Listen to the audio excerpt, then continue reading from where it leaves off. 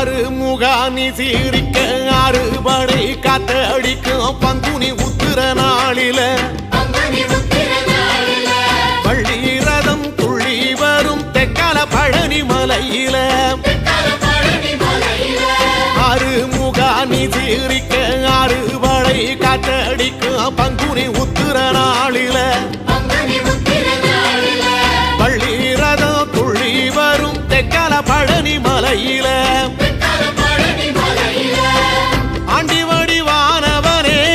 aunty தச பாலகனே ஏழை என்ற மனசுக்குள்ளே என்னாலும் இருப்பவனே கந்தா உன்னிடம் குறைகள் சொல்ல